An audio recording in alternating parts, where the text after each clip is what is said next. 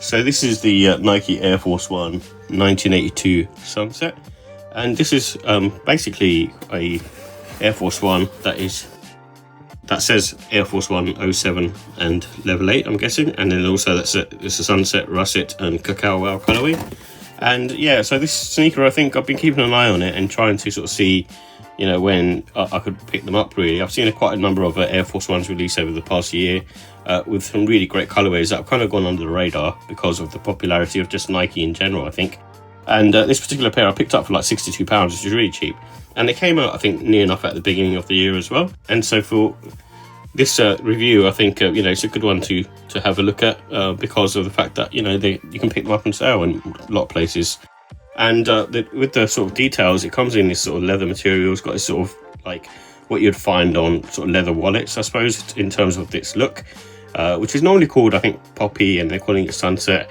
But it's kind of the sort of leather material which will show that kind of patina effect, I think, over time when it's sort of worn, which I think is cool. And it's kind of similar to the wheat colorway that came out a few years back as well. And with the Air Force Ones, you know, they were created by a guy called Bruce Kilgore, who worked at Nike, and this was back in '82. And then these also have like a polyurethane midsole, and it has an air unit which is running sort of 3/4 of the length of the sneaker. And then on top of that, you have like the outsole as well, so you can see sort of traction patterns, just like radial on the back and also on the front, and it works very well in my opinion. And this is kind of, I suppose, what the Air Jordan 1 was based upon as well. So with like the comfort, I think you know, Air Force Ones kind of, everyone probably knows how they feel on foot. They're quite sort of I feel like quite sort of lightweight actually for what they are, especially considering it's an old sneaker. And then on top of that, they got quite a lot of room in there as well. And also, you know, the air unit in there is, you know, you're not feeling loads, but it's quite, you know, comfortable on foot and quite sort of neutral as well. There's not like no soft squishiness, but it just feels, you know, something that you can kind of wear every day, and especially sort of during the autumn winter time.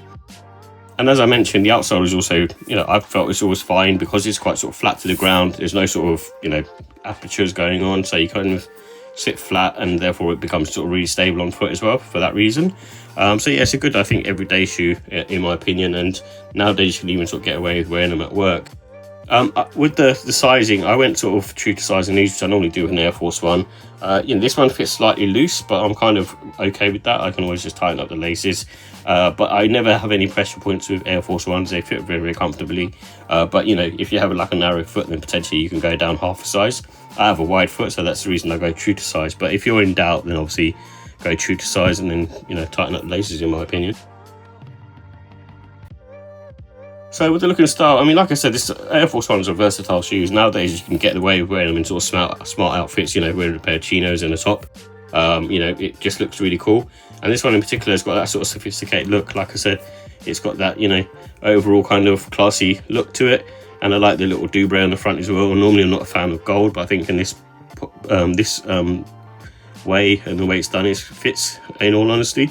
And also I like the tongue tag, which sort of says Air Force One since 1982.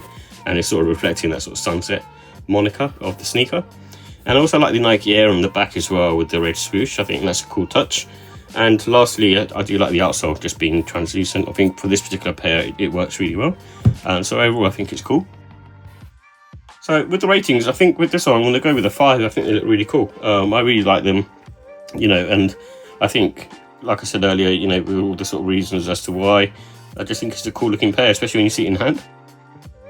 And also with like the cost, again, I think they're worth the money, especially if you can pick up on sale like I did. You know, they're almost sort of half price. So, but even at the full price, I think they're worth it because of the material is quite nice on this as well. So for that, you know, reason, I'm going to go with a 5 as well. And same for the quality as well. So that was also a 5. I think the comfort level, I'd probably go with a 4 because, you know, it's an Air Force One at the end of the day. It's not going to be the most comfortable sneaker that you're going to put on foot, but it's fine, like I said, for everyday use. And that's why I'm going to give the score a 4 for this one. But I think if you can pick it up on sale, I'd definitely say 5. You know, they're just a really cool pair of sneakers, and, you know, something different to have in the rotation, which you normally don't get.